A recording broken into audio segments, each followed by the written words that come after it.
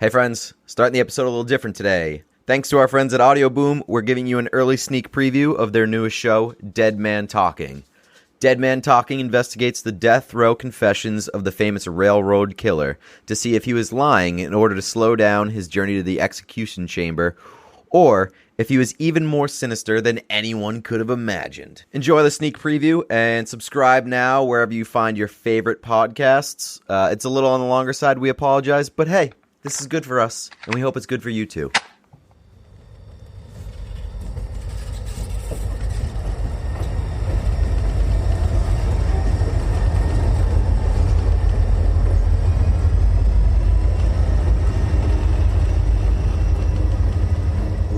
The train track itself from the parish home, I would say was maybe less than 50 feet. He had a biblical and religious significance, that he was an angel from God. He was on some sort of a mission. The young man found brutally bludgeoned to death along a railway track. Found dead by the train track. Post-mortem lady had sex with at least Karen, if not both bodies. Holly Dunn and her then-boyfriend Chris Meyer were walking back to a party along railroad tracks in 1997. What was supposed to be a fun night would have a dark turn of events. I want people to know that he was an evil person. He was someone that wanted to do harm to people. Complete paranoia. Just fear at every corner. We're now sleeping with guns, and we're now carrying guns everywhere we go.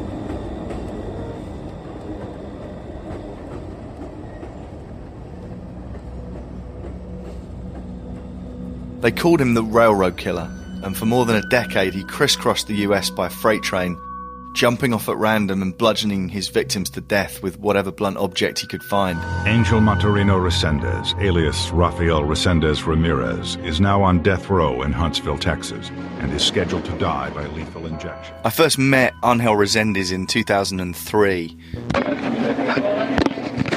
I'm just going to give it a test to see if it works, okay? We'll just give me 2 seconds. It was this small, diminutive guy who was overweight and very softly spoken and didn't seem physically capable of these crimes at all. Sometimes I used to chop somebody's and throw them in swamps. Which swamps? Was a little bit out of my depth in 2003. I was only beginning my career as a journalist, interviewing inmates. What I wasn't prepared for at all, though, were his confessions. Resendez began to tell me about additional murders he'd committed. So she's in prison for murder? For murdering her husband when I did it.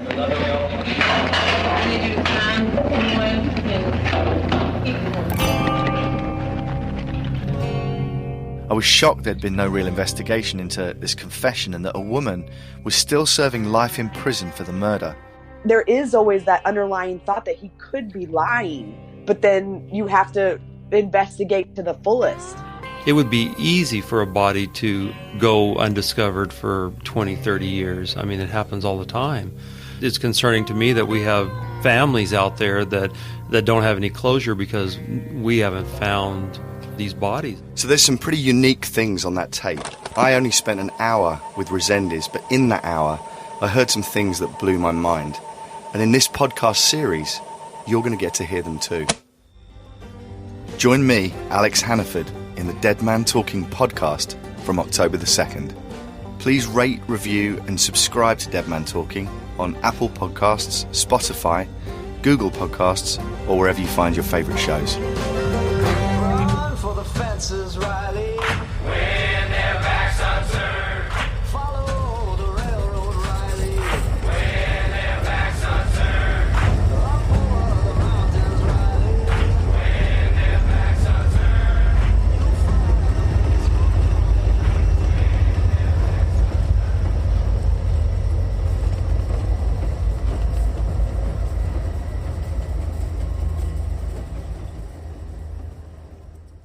Was this Bradley Cooper's directorial debut? Twas. Looked like it. Twas. Wow, that's mean. Brunch! Hit it, boys!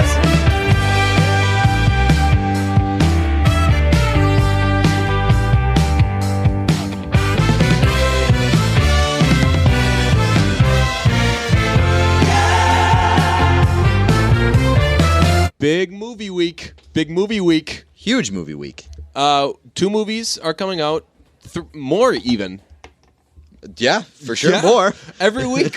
Several movies come out. We'll clip that and then we'll just insert it at the beginning of every episode because every time we put out an episode now, there's going to be a couple movies coming out. Some movies, some out already, some maybe not. Some more to come. Yeah, and some just came out. Honestly, some came out last week. Yes.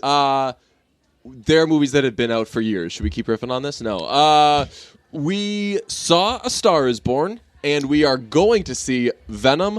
Something changed in me today, Peter. It is Tuesday. We saw A Star Is Born Tuesday night. Early. After experiencing Tuesday Afternoon, which is a very good moody blues song. And I was always looking forward to A Star Is Born. Basically, it was like Book Club, Mamma Mia 2, A Star Is Born for 2018 movies I really, really wanted to see. So, old ladies and music. That's yes. That's like your Venn diagram Be more of movie on brand, interests. DJ. Try.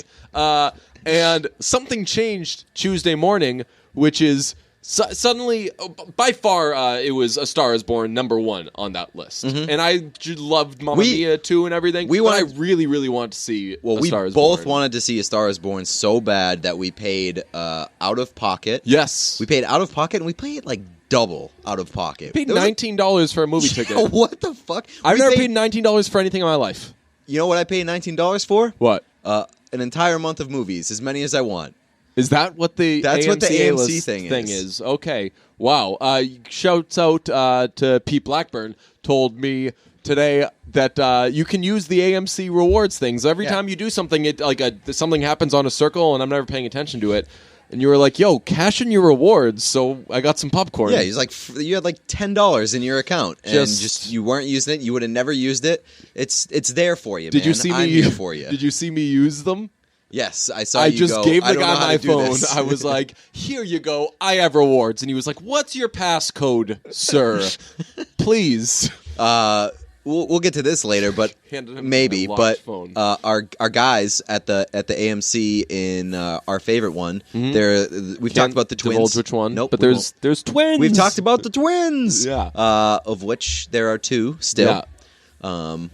For now, can't say the same for the But I saw a movie with them this week. Characters in the movie we saw tonight. Oh yes. Someone dies. There's like 8 characters in the movie. One of them dies. Not necessarily a big one. Maybe big in stature. Yes. A little hint. We'll see. Somebody dies in that movie though, for sure. Go ahead. I don't want to talk. No, about I was just gonna say we saw the movie with the twins. I saw the movie. Oh with yeah, the you twins. saw a movie and the twins were there. I was very excited. You texted me and you were like, "The twins are in this movie theater," and I was like, dude, one of the twins is dead. Because I was like, are you talking about the twins from Everybody Loves Raymond? Because one of the kids, unfortunately, who played those kids is dead. Yes. I would do a moment of silence for him. But whenever we do a moment of silence for somebody, it's more to mock their death. And I don't want to mock that kid's death. Yes. That was very, very sad. So you saw it with the twins. I don't know how often we talk about those twins, but it's pretty cool. There are 2 twins at this movie theater who look exactly alike. Exactly. Twin stuff. Big-ass beards. And they have matching tattoos. Matching tattoos and matching beards. Yes, really, really cool stuff. I tried to talk to them about it one time, and they had matching cold personalities. Which is hilarious because they are the warmest, no interest. They are the warmest people in the world, like when it comes to like their transactions, their job interactions. Yeah, but you went too far, man. Yeah, I was like, hey, so let's talk about this, and they were like, sir, let's keep this professional, please. So something changed today. Suddenly, I realized I wanted to see Venom more than I wanted to see A Star Is Born. And maybe it's that thing, and sometimes this happens to me, when something's coming up that you've really been looking forward to, and right before it's about to happen, you're like, I'm not looking forward to this as much now. You get hit with that a little bit of dread. Right, like, because you're like, I don't want this to happen now, and then I've got nothing to look forward to. I might as well just die. What am I living for after this? Honestly, I get that all the time. It's the December 26th kind of feel. Oh, yeah.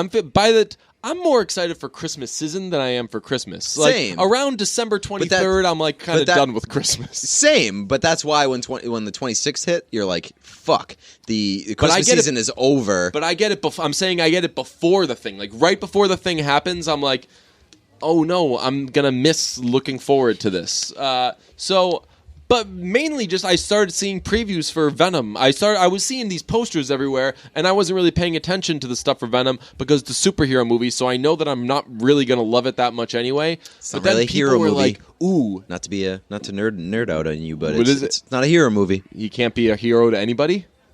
It can be a hero to problematic people. Really? Yeah. Oh, well, people were like, oh, this movie is going to be bad, it turns out. And I was like, okay, cool. And then people are surprised that this movie is bad.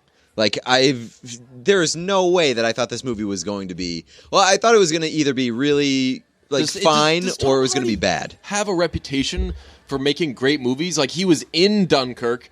He was... in Bane Man, yeah, and that was I was not necessarily split, but a lot of people acknowledge that movie as not being that good. People sort of stan him, and he was in This Means War, which was great. He was great in Mad Max Fury Road. Oh right, yep, he was in that. But like I don't necessarily see like I don't get up for Tom Hardy movies. Yeah, like I like him and I want to root for him, but he hasn't really wowed me. I get to be honest. up for Tom Hardy now because I think I knew that he was British. I think I knew that he was from across the pond, but the video came out today or the day before or something it was today because yesterday it came out that Tom Hardy had said the best half hour of this movie didn't even make the movie. Yeah, and he was trying, I think, to say like 40 minutes of the movie were not included. Right, I think he was trying to say like there's so much good stuff in this that we had to cut some really good stuff. But the quote he gave was my favorite 40 minutes in the movie were not in the movie. So a reporter asked him to follow up with it, and the greatest thing ever happened, which is Tom Hardy answered. Here he goes.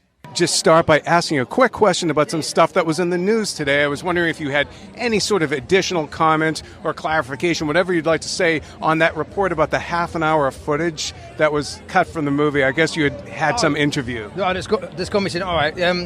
Yeah, no, let me just... okay. Yeah, all right. Yeah, some... I think that's been misunderstood. What I'm trying to say is... First off, I want to address the fact that this reporter approached this question in the most ominous way possible. He was like, so, before we get into it, I've got a question for you. Let's address the rumor. Let's address the headlines That's that a good just reporter. came out. That's a good. The most relevant thing about Tom Hardy right there was that he had said something controversial about his movie. First thing you need is to get that out of him. I 100% agree. But you gotta land the plane a little bit faster. He was like, let's discuss those rumors. No. If he said, hey, can you follow up on what you said about the time thing? It would be too impersonal, and that guy did it the right way. He didn't do it amazing, but he obviously he got him going. You can't see Tom Hardy when we just played the audio, but like he had the most concerned look on his face. Yeah, when that guy was like bringing up that question, and as soon as he realized what the guy was talking about, he was like, "Oh, okay, yeah, let's discuss this." Yeah, but he looked worried that he was about to have like a bombshell dropped on him, that Tom Hardy tidbit just like leaked to the press. That's why I like Tom Hardy now, because I didn't know that he was that kind of skittish, and he knew he'd be an idiot if he didn't know that he was going to have to answer to that. That was one of 1,000 reporters, I'm sure, who asked him about that. Anyone who was there who didn't try to get some sort of follow up on that is a terrible reporter. But don't say I've never done anything for this podcast, listeners. I was going to turn this into a meme, because that has to be a meme, but I didn't. I saved it for the podcast, so we are going to do a little audio meming and get something out of that audio thing. Do you want to go first? Should I go first? You go first. It's your idea. I think that you're going to have the better content here, but I want to see where you go with it. All right. Should I go with I have 3. Should I go with the best one, second best one, third best one? Let's go with the best one first. Let's hit the people right in the schnoz. Cool. Her. Wait, you've done this before, right? Me. Yeah, no, let me just... okay, yeah, all right, yeah, some... I think that's been misunderstood. Pretty good.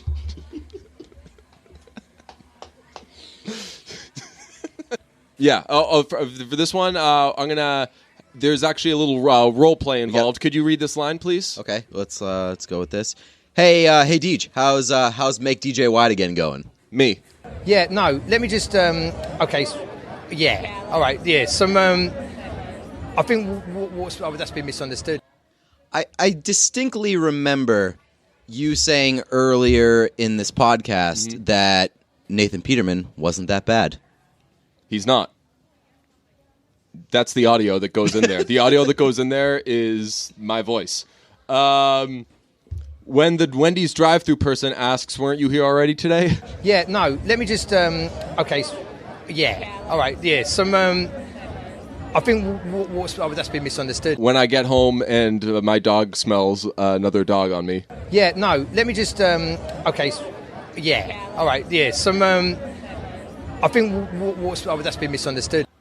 When people ask me if I dyed my hair, which I kind of did, but actually it's really sun-in, so technically it's a tough thing to answer, so... Yeah, no, let me just, okay, yeah, all right, yeah, I think that's been misunderstood. Me. Hey, I think that my tire might be leaking. Could you take a look at it? Mechanic.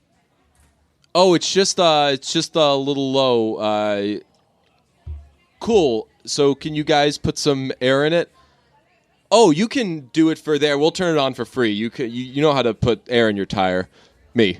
Yeah, no, let me just, okay, yeah, all right, yeah, I think that's been misunderstood. Nice. We really finished that one off Good strong. memes. Good memes. Good classic memes. But yeah, I want to see this movie now. I still know nothing about it. I know that... I've always been interested in seeing it, and like in a sort of morbid curiosity way, because I think that it's going to be really bad, and I think the initial reviews say that it's pretty bad. In fairness, a lot of the initial reviews are from Gaga fans. Lady Gaga fans, yeah. Who are trying to do the, like, NSYNC Backstreet Boys, like, don't buy the album in the first week thing, which, that's over. Stop. Yeah, and also, like, this is two very different movies. I could understand if it was... like two sort of musical things coming out. Like if this was A Star Is Born and La La Land coming out in the same week, you're picking sides and stuff, but it's fucking Venom and A Star Is Born. There are a lot of similarities between the two. It's a superhero movie because Lady Gaga's in it, and there's a monster in it. It's called Addiction. Oh, okay. Monster of Addiction. Pretty good point. Yeah. Pretty good point. So like the Lady Gaga stands basically... It seems like they launched a campaign, like an automated campaign. The internet stinks. There are bot tweets. Oh, really? Trashing Venom. So it's a very organized thing. But one of the there's been a ton of negative reviews flooding Venom. Some authentic, and many others contrived by Gaga fans. But I wanted to read this one because this one's fucking hilarious. I saw it's from Ann Harrison, and it's just the picture is a nice old lady on Twitter. I saw Venom last night and had to leave halfway through. My children wouldn't stop crying at how bad it was. Luckily, a second pre-screening of A Star Is Born was about to start, and now we are all crying. ... Tears of amazement. Please pray for my eldest. He is still in a coma. Okay. This has a little spoiler. If you watch A Star Is Born and you're crying tears of amazement, you and your family need to go get yourselves checked out because sick in the head. That's not how you should be crying. Should we talk about A Star Is Born? Yeah, we should. We should also let Lady Gaga fans know that it is possible that you can see two movies. Don't ruin their fun. They don't. Yeah. Tell you what. I don't know how to. So this is the thing. I don't know how to discuss this movie because they had their chance to spend $19. Let's spoil it. Oh, let's get in can't. This podcast is coming out on Wednesday. The movie doesn't technically come out until Thursday night / Friday. We can maybe do the like, hey, skip. No, I'm not gonna. We're not gonna spoil anything. Okay. Okay. Great. There's plenty to talk about. One of the several characters in the movie dies, but that's not that big a deal. So it's whatever. I have an alternate title for it, which is La La Land with drugs.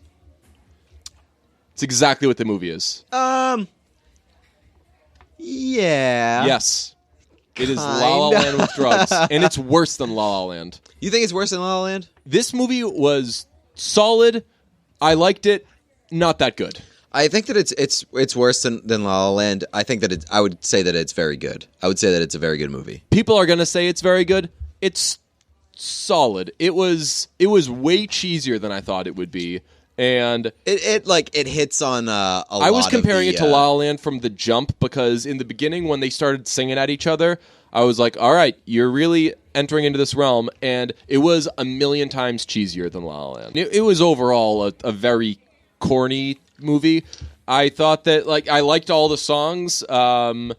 Everybody in it was I don't know. I don't think it was corny. To be honest. Yeah, it was. I didn't find it that corny. I got way more douche chills watching that than I did watching La La Land. I didn't really get any douche chills watching La La Oh Land. my from god! what I remember. The scene where they're sitting outside the market and she's singing at him. And she's like, hey, here's this thing I wrote. And she's belting at the top of her lungs. And he's like, you know what? You might be a songwriter. And she's like, no, I'm not. I'm like, you're singing at a stranger you just met. You're trying to be a songwriter, okay, lady? Okay. So, okay. Then, all right. I thought you were... A lot of that. I was trying to figure out when they were singing hey, you know that song that we spent a minute on last night? I made an arrangement. Come on out. Let's sing it. And let's a harmony and all this stuff. It was a lot of... I liked the movie, but I'm just already fearing, and I get this from you saying it's very good, I'm fearing that people are just... They're not going to be as critical towards it as maybe it deserves. Especially, I didn't know going into this that this is getting Best Picture buzz. That's crazy to me. I don't think, considering what got nominated for Best Picture last year, we have to see what the rest of the year rounds out as. I don't have a problem with it being named as a contender right now. Right. I saw it, and I like this movie, but I hope that that's not the Best Picture. Yeah, right. Same. I really, really hope that I do think that it's certainly not good enough. Yes, I like Mamma Mia 2. Here we go again. Better than it. I don't know if I liked a Simple Favor better than this, but I don't know. I have no problem with it being named a contender, getting some Oscar buzz right now. I think that Bradley Cooper is going to get nominated. I think Lady Gaga was almost just as good as Bradley Cooper. They were both fucking great in this movie. So I couldn't tell if either of them were great in it. I thought Bradley Cooper was fucking I wasn't blown away by anybody in it, and I think that Sam Elliott might be stupid. What do you mean? I was like, it's a couple points. I was like, all right, Sam Elliott, enough. We get it. You have a deep voice and a mustache. Well, he had to be cast in this movie. It's like fucking. But it was basically Bradley Cooper playing Sam Elliott, right? They were like, I guess we should throw Sam Elliott a bone and put him in this movie. And they do a bad job of acknowledging early on that they're brothers, and you're like, how do these people know each other? Yeah. He's way older, and Bradley Cooper already said that his dad is dead. So who is this guy? They don't really solidify the brothers thing until there's a direct mention of dad. Yeah. So. I did notice that Sam Elliott drives a Ram truck, which I thought was pretty hilarious because he does all the Ram commercials. Yeah. So, it's going to get buzz, and I think that it's deservedly so at this point. I thought that it was good. I do agree with you that at points it was a little... all right, now I'll agree with you that it was a little cheesy at points in the way that they sort of rushed the storyline a little bit. Which... But I will say, the criticisms that it has gotten from the trailers and people trying to pick it apart and stuff, and I guess Lady Gaga's non-pronunciation of the words in her song from the trailer. I didn't get that. What, so you sent out a tweet from the brunch account saying that. Is that a thing? Is that the new Starbucks lovers? What's wrong with your ears? It's clear as day. You can hear all the words. No, I don't think so. I thought that it was a little. She said, I know, I got I'm it. off the deep end. You have to really listen to it to get it. No. Yeah, you do. Really? Yeah. I think that... Really? Yeah. I had to listen to it a few times to get what you were saying. God, I probably had it on 2 listens. All right. Well, I'm attentive. Good for you. Yeah. But, so, in that situation, the context of the movie, it made a little bit of sense that she was sort of all over the place. So that's not what I think it's going to... This is going to get some attention, and I'm wondering if it's going to get attention for being problematic. Because lot of... We were on that train early. It's worse in the movie. It's worse in the actual movie. The first, 20 minutes are Bradley Cooper hell-bent on touching people as much as he possibly can. He's was like, oh, is that a fake eyebrow? Can I take off your fake eyebrow? Can I touch your hand? Can you punch a cop? Let me hold your hand when you punch a cop. Can we put peas on your hand? Let me touch your eyebrow. Is the eyebrow still in the mix? Like, yeah, give me that eyebrow. Let me touch your nose. It was like not as far as like the Trump aspect of like you can grab her and she won't do anything about it, but it was like he's getting away with that because he's a star. Right, and he was creepy at points in the movie. I'm wondering how people are going to view his courting of her, because he meets her and he's like, hey, can I buy you a drink? And she's like, I don't know. And like, she's not in danger or anything. No. There's other people around, but she's like a little bit of, she's like a shielded. She has a little bit of resistance. She's not saying straight up yes. And he persists. Again, he's not being dangerous or anything. Right. But I'm like, people are going to watch that and they're not going to like it. If you're looking for that kind of stuff, there are things that you can find, and but I was honestly surprised that would be shown in a movie these days. Yeah, I guess, but it's also like the character. I mean, he can get away with that sort of stuff, and I don't. Oh well, no, any person, like, again, it's not like you could see the scene for yourself. It's not like a dangerous setting or something. But I'm surprised that today, with how sensitive everybody is, like when you put something out, it's going to be picked apart. Like, just so they know, that's going to get picked apart. Well, so getting back to the stage thing, I did think that it was worse in the movie because it was like 2 days after they met, where he was like, all right, let's get on stage. You're on. Yeah, just fucking I thought do it. That came later in the movie. Right. That was very, very early on in their relationship, where he was like, "Hey, you're either coming out on stage or you're not." I would say only the first 15 minutes of the movie are in the trailer. Like, the trailer just basically shows them meeting and them singing together on a stage, and that part, when I say 15 minutes, probably the first 30 minutes of the movie is them meeting, them getting together, them starting to perform together, and that's all you see in the trailer. And then that one of two scenes that Dave Chappelle's in is shown. Of course, could use some more Dave Chappelle. I know. I would have. A little less Sam Elliott. They also they put a ton of the movie in the music video that they released. Yeah, last week. Like, there's a lot, and I would recommend not watching it if you haven't yet, because there's shit that gets spoiled. Oh, really? Yeah. There's a few scenes. So they get married? Yeah. Yeah. But that was in that's in stuff, actually. So that comes after the first 30 minutes, I suppose. But I've seen that. Yeah, but I was like now I know that they get married. What the fuck? Yeah. It was good, solid. I feel that I need to lay claim to the it's not unbelievable area, because I don't know how people are going to react to this. It's not unbelievable, and I think that we have a category like for the stamp grades. I think we have a category like amazing or we have whatever higher we than want. We just say the words, and then Ryan writes it on a right. stamp. But I would say that very good is not the fucking peak of our stamp system. Yeah, my stamp's going to say solid. I liked it. Not great. I don't think we can fit all that on one stamp. But we should just do the movie posters with our quotes. Yeah, I mean, I like the stamps. Well, this on stamps.com episodes we can do the stamps. This is a for hymns episode. Have you ever looked at a photo of yourself from 5 years ago and thought, "Darn, I looked young"? Man, I don't look young anymore. It's like when I look at this picture, the person in it isn't me. I don't like how time has treated me. My face is too wrinkly. I've begun to look like a different person. Well, a lot of things get better with age, but not your face if you're talking about your face this way upon looking at a picture of it. But there is something you can do in the fight against aging, staring you in the face. It's forhims.com, a one-stop shop for skincare, hair loss fixing, I would suppose, and sexual wellness for men. Audience, I want you to be motivated. So, the secret is not a secret. It's tretinoin, and its results are backed by science. It takes seconds to apply. Hims connects you with doctors online who will evaluate your skin needs and prescribe you a custom anti-aging treatment. All you need is to take a couple pictures and answer a few questions. No more awkward in-person doctor's office visits, and the products are shipped directly to your door. it brings the products to your door. I'm calling you to action. It's your skin. Do you want to be a face in the crowd, or do you want your face to be the one in the crowd that everyone likes? Order now and save $20 off your first month of the... Oh my God, this is the smallest... Anti-aging kit. Lock in those new looks now and get your first month of anti-aging for $20 off. Go to forhims.com/brunchsc.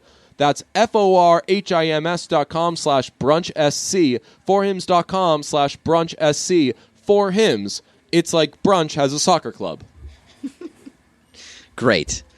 Any remaining thoughts on the movie? What did I write? Let's see. I wrote down La La Land with drugs, a lot of touching in the beginning. You're a songwriter and she acts surprised. Cheesier than La La Land. I think Sam Elliott's stupid. And then so I wrote you really down hit Venom. on all those points. Yeah. I thought it was really good, and I would recommend it. But it was way heavier than I expected. For sure, way heavier than I expected. Yeah, I guess I wasn't expecting. I didn't it to totally be a know what the fucking movie was going to cakewalk, be about. but I didn't totally know that's what the true. movie was going to be about, and it just didn't have a big effect on me. Like, I don't. I know why you're saying it's heavy, but I didn't. I didn't feel any weight. It was fine. You seem disappointed. Definitely disappointed. Really? Wasn't that good? Yeah. I disagree with you. I think that my expectations were met. I thought that it was good. I thought that it was. I enjoyed it. I'm interested to see how people react to this. It's because not we're not allowed to not stand Lady Gaga. I don't know how to feel not standing Lady Gaga. I love Lady Gaga. I was so excited to see this movie, and she did a good job. Not the greatest performance I've seen. Not the greatest performance out of Bradley Cooper either. Was this Bradley Cooper's directorial debut? Looked like it. Was. Wow, that's mean. That's very, very mean. No, it was, and this is the movie that I should like. Yeah, I know. I'm a little disappointed that you're so low on it, to be honest. I liked the music more than I liked the movie. Really? Yeah. I mean, the music was. I would say the music was like okay. Like I'm not gonna take away too much of the music. I had qualms with the music. Some of the music was written by Andrew Wyatt, who is awesome, and like that song, "The Shallow." He's the singer from Mike Snow, and he writes a lot of Bruno Mars songs, and he rules, and he does stuff with Mark Ronson. So they all wrote that song together. Really, really cool stuff. There's an "I Will Always Love You" style number at the end. That's like a middle of the road kind of David Foster sounding big grand thing, and that one didn't do it for me. It didn't land because it lifted so many things from Whitney Houston. There were so many like Whitneyisms that I was like, oh man, you could have just been a little more authentic and this would have gone so much farther. It was a good song, but it was just done in way too, this is the "I Will Always Love You" scene of the movie. And that was a little upsetting. Overall, yeah, I am. I'm disappointed. Wow. Disappointed in this movie. I'll see it again. I'll like it. You can like something and be disappointed in it. I've had many girls tell me that. I will say this movie felt a lot longer than it was, and it was long. It was like it was 2 hours and 17 minutes. 2 hours and 17 minutes. It was long, but I think that that was a product of it having acts. Like it had for sure had acts, and it also had long scenes. Yeah. The first act of the movie is just a lot of very long scenes sort of establishing their character dynamic. And I don't want to say like it's a negative of it, but I do think that it's going to hurt the rewatchability of it for me. Because it's just a movie that like it's you got to consider it's heavy and it's about a couple that fall in love at first sight. So within 10 minutes of the movie, they're in love. Right. And then they're like, all right, you got another 2 hours and 7 minutes? Here comes the shit. Right, yeah. So, I mean, you see a lot of stuff. I thought that, obviously alcoholism and addiction plays a big part in the movie, which is, I'm just always interested to see how things like that are portrayed. I think they did a pretty good job. That was the most interesting it. part of the movie. Yeah, just Bradley Cooper's character is like a down the list addict, and that's that's really what the story is, like how that drives a wedge in their relationship. And she knows from the jump what she's kind of getting herself into, but she still doesn't necessarily know herself. So she's coming into her own as a star while trying to bring him along. Like that, I thought that honestly, that's probably the part that people wouldn't like about the movie. That's what I did like. I just thought that overall it was, I don't know. It just, there was never that moment where I was like, ooh man, this is the movie's just taking me over, and it didn't.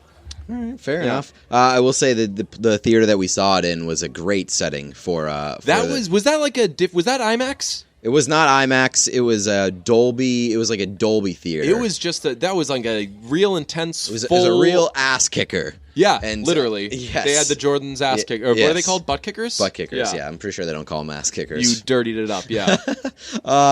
Yeah, like and when they started the movie, there was no previews or anything. They just like went straight into it. They did a lot of like, hey, patting themselves on the back. We've got some great audio here. Hey, congrats! Yeah, they were like, we are really jaying ourselves off to how good our audio is. Well, so it was a good. It was a good scene. It was a good setting to see a music movie. Yeah, would have been an even a good setting if the movie was even better, but can't have everything.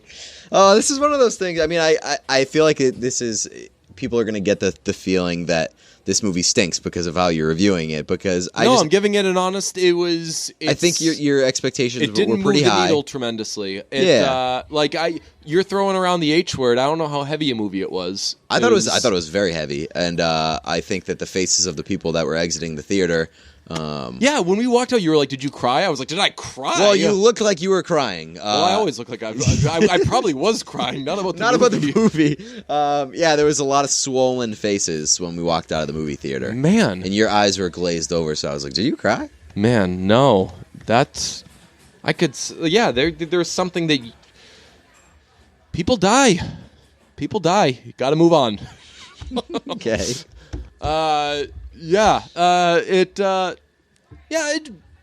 It was solid. Solid is the word that I will continue to use. Solid. Not great. Not amazing. I hated it. You know what else is solid? 4 hymns. Nope. Bath time. Yes, it is, but additionally, bath time. Yes, bath time. Bath time, asshead. And if you want to up your bath time game, get the Calm Bomb. I'm listening. The Calm Bomb is a patented cannabidiol CBD bath bomb. CBD. You can't say bomb in a bathtub. I didn't know that CBD stood for cannabidiol. No, it's Clark Desert Boots. The bath bomb was made through a proprietary formula which will allow the CBD to be better absorbed by the skin, offering maximum relief to people with chronic pain and anxiety. The Calm Bomb is made by and for those suffering from chronic pain, and for that reason, we're talking relaxation to the next level with the newest product, Calm Bomb CBD bath bombs made with all natural ingredients. Yeah, baby, that's right. The bath bombs featured at Calm Bomb allow you to care for yourself while supporting others. Though self-care is often seen as a luxury that benefits you, in this case, you are truly helping others with $5 from each box going directly to families in need. You know that CBD is the hottest new stuff on the streets. Have you been hearing about the CBD? Clark Desert Boots. CBD oil and all that stuff. It's supposedly really good for like anxiety and stress and depression and stuff like that. I don't know if depression's in there. I think I just added it in there. But we love the CBD oils. They sent us some Calm Bombs. They're great. So this is your call to action. Calm Bomb is revolution and relief. Revolutionary formula ensures the CBD is fully absorbed in every box sold, helps struggling moms by donating $5 to charity. Calm Bomb is now searching for crowdfunding partners. The donations are inexpensive and the rewards are long-lasting.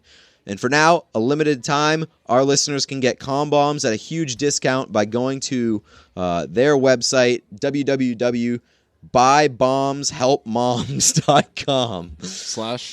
Buybombshelpmoms.com. That is for sure the real website. We are not making that up.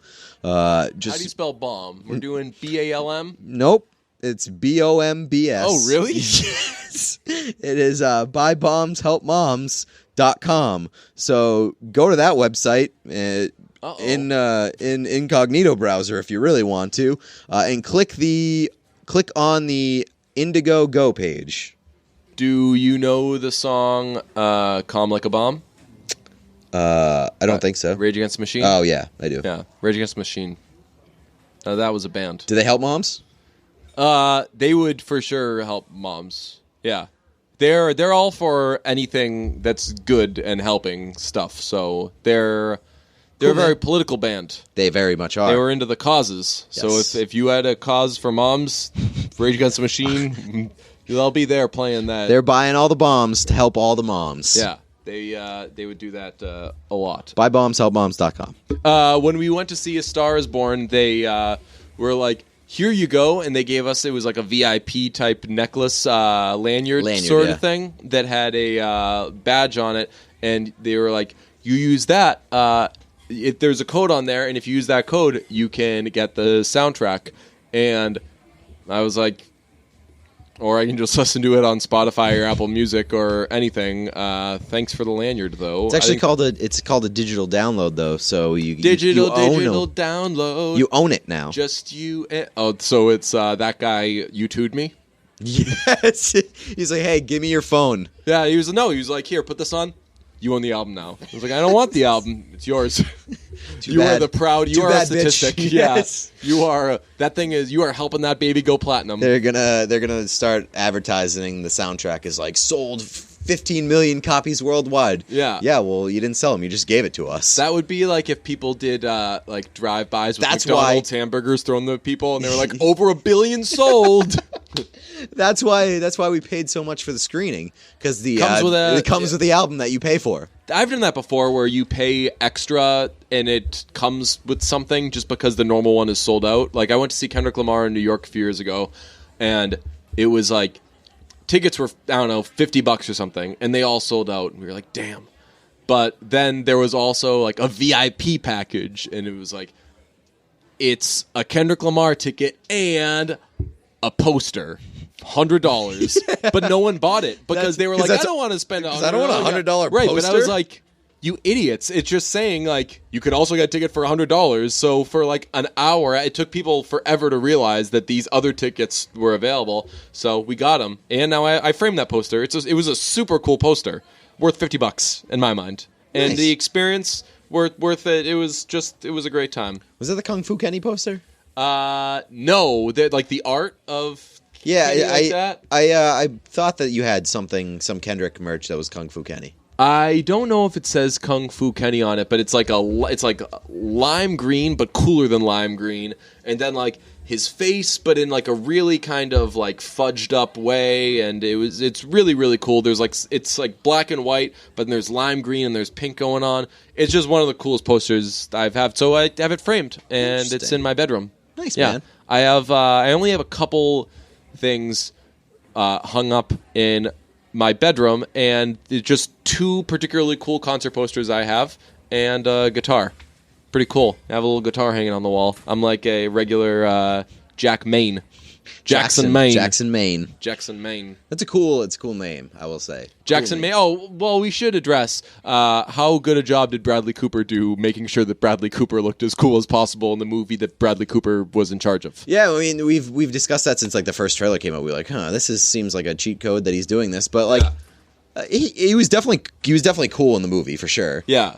But I think, knowing the full scope of the movie, yeah, a little less cool than the trailers let on. I don't necessarily. But like the trailers made it seem like he had 0 things wrong with him. Like maybe he like. Oh no way! There was like one shot of him. The only thing they show is him drinking a lot and Dave Chappelle saying, "I'm worried about you." Yeah, that's yeah, but it's him drinking too much. He's a rock star, obviously. Yeah, but that was it. There's more to it than that. There was. I'll say I wasn't surprised that he was an alcoholic in the movie. No, I They wasn't show him surprised drinking either. I too knew much that was going to be part of his character. Yeah. They don't go into the shit in the trailer. Yeah, but that's because all they show in the movie, like I said, is the first 10 minutes. That's true. Of them meeting, them singing a song together, and Dave Chappelle saying, "I'm worried about you." I definitely could have used more Dave Chappelle in this movie. Yeah, everything could use more Dave Chappelle. I don't know if I said this. Also, Eddie Griffin. I didn't know Eddie Griffin was going to be in this movie. Yeah, Dave Chappelle is is America's uncle, right? Yeah, if like uncles were good. That's right. He is one of the few good uncles in this country. To those of you out there who don't like your uncles or something, he's also fucking jacked. I mean, we knew that like when his new stand-up specials came out because he was jacked through shirts. Yeah, but like he was basically only wore a wife beater. Yeah, a lot of beater wearing. Yeah, and he was huge. And there's a scene where Jackson passes out in front of Dave Chappelle's house. So Dave Chappelle takes him in, takes care of him, and the next morning gives him a change of clothes. So then we get Bradley Cooper in a wife beater because all Dave Chappelle has are wife beaters. He's got a wife beaters and a scally cap. Oh yeah, he does the scally cap look, which he looks good. Like I think that I was too busy. Like I don't know, maybe I was too young. I don't think I was into judging men's looks yet. But I was never like, ooh, Dave Chappelle's particularly attractive. And now I'm like, man, Dave Chappelle, he became a good-looking guy. You know who Dave Chappelle was basically playing in that movie was the guy in the intro of the Chappelle Show. Oh yeah, the guy, the musician. There, yeah, Chappelle Show. Yeah, he was basically playing that guy. He has a lot of guitars in the movie. Dave Chappelle has. He has a lot of guitars and a lot of concern for Bradley Cooper's character. A lot of talk about him being concerned, and Bradley Cooper gives him reason. He plays quite the mess. Also, since we've already discussed the fact that they get married, we should talk about the proposal because that's another scene I feel like that could garner discussion. He just goes for the ring and just puts it on. There's no real asking. It's not an asking. But that happens. Does where, it? They take where you take the hand. Well, it's like when you're surprising them with the ring. Yeah, yeah. I've seen that a million times. You gotta fucking ask a question. Yeah. Well, she could say no, and it was I don't also. Think that it's not. I don't think it's problematic. Yeah. But like it's something worth discussing because it also happened right after like they had a fight. Sort of. That's how every proposal happens. Yes. Yeah. Yeah. You have to be back into it. I'm sorry. Will you marry me? Haven't you seen Friends? That's why Ross gets married so much. No, that's how Chandler proposes to Monica the first time. Does he really? Yes. What's the first proposal? He gets in a fight with Monica over something big, and he's like, he's like, I'm sorry, that won't ever happen again. Then he gets down on one knee, and she's like, what are you doing? And he's like, will you marry me? And she's like, no. And then for the rest of the episode, they make fun of Chandler for it. You don't remember that? I don't remember that specifically, no. They stage fights in front of each other like, hey man, I wanted milk in my coffee. I'm sorry. Will you marry me? Now it's coming back. I just remember that like by the time that they actually got married, there was like a lot of fights going on, and then he pretended that he did not want to marry her, and they had like this big fight, and he already had. And the then ring. she almost marries Richard as a result. Yes. Gotta watch out. Richard was always lurking, man. Richard was in the shadows. That entire series, lurking. I feel like Monica never gave him the firm like, hey, it's never gonna happen, because that guy was. He just barely had his butt off the bench all the time. Just like, I am waiting for you to mess this up, Chandler. I am getting back in there. Speaking of Friends, we recently, I don't know about you, I started at least DVRing Everybody Loves Raymond. So whenever I don't have anything to do, I've got some Everybody Loves Raymond on my DVR. I went to watch Better Call Saul the other day, checked my DVR. I did this like 2 weeks ago. I started setting the things. I have 107 episodes of Everybody Loves Raymond. No Really? repeats, too. Just ready to go. Really? So catch me 1 week shutting it down and just watching Everybody Loves Raymond for a while. Wow, that's gonna be some fucking bonus content right there. Yeah. I'm gonna start doing that. I've never even thought to do that, to just record. I did that in college. We had a DVR. We were fancy, so we just set a series recording of Scrubs. So we just always had Scrubs going. I used to like back in the day. I used to binge watch during my like school summers. Yeah. And when I say binge watch, I mean fucking like days, binge watch. No, not because like back in the day, binge watching was different. Original like binge watching was like we're gonna sit down for. Like, it was usually with DVDs. 24 was the first thing we did binge watching. Okay, so maybe this doesn't classify as binge watching because I would find a show that was on every night, every weeknight at like 11 o'clock or something like that, and I would be there, appointment television every night, 11 o'clock, and usually it's like, for those shows, they usually show like 4 all the way, like, so 2 hours basically, and I would do that, and I would watch the entire fucking series throughout the course of the summer. Oh yeah, and that it would happen take up all my entire summer. Yeah, especially like when shows are in syndication. I don't know if they still are, but they used to be pretty good about showing them in order. Yeah, so, right, exactly. Like Friends, when say season 4 was happening, you could every night watch like seasons 1 through 3. It was awesome. And so that was like the original binge watch. Yeah, and I knocked out a few shows. I thought you were that just way. gonna say I would watch a show every night, and I was gonna be like, "Congrats on the normal behavior." Right, I was gonna say. So, dude, I have a beer every night. Real binge drinker. Yeah. So I would do that. So I basically did that through that 70s show. Scrubs was one of them. Scrubs was on WGN, and for some reason I had WGN, which is the wagon. Yes, you're listening to WGN, the wagon. No, like that's the Chicago channel. Yeah. And like they used to play Cubs games. Is that what that was called? Yeah. Okay. WGN, I think. And they used to play Cubs games all the time. So I'd watch fucking Cubs games. So there was a Chicago channel that I thought showed White Sox games. Maybe it was both. Yeah. So I watched Scrubs every night on WGN. Knocked that whole series out. I watched Boy Meets World. And there was a couple other ones. And that shit is really like... That's when you get hooked on stuff. That's how you cut your teeth on binge watching. That's when you get hooked on shit because like you have something to do every single night. Yeah. And when the series would end, I would feel dead inside. Yeah. That's like now what the fuck do I do? I mean, really, like my summers all through my like growing up was Red Sox would play at 7:05, and then at some point, and then Friends would come on at like 11.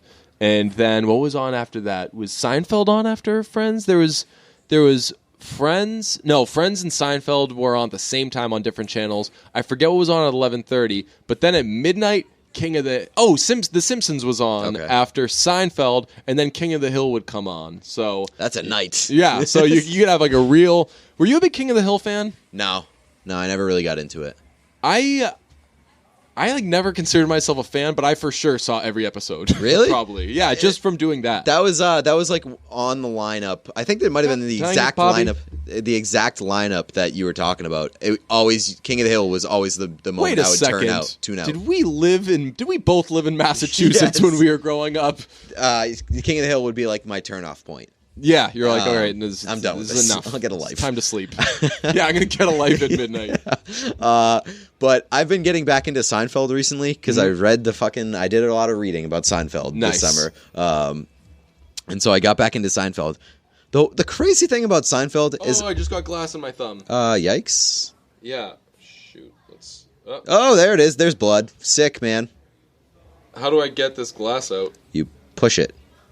Did I... Push it real good. Oh, still in there. Oh, God. This is graphic. Did you get it? I got the glass in my mouth. You really need to get a new phone if you're cutting yourself on your screen. Never.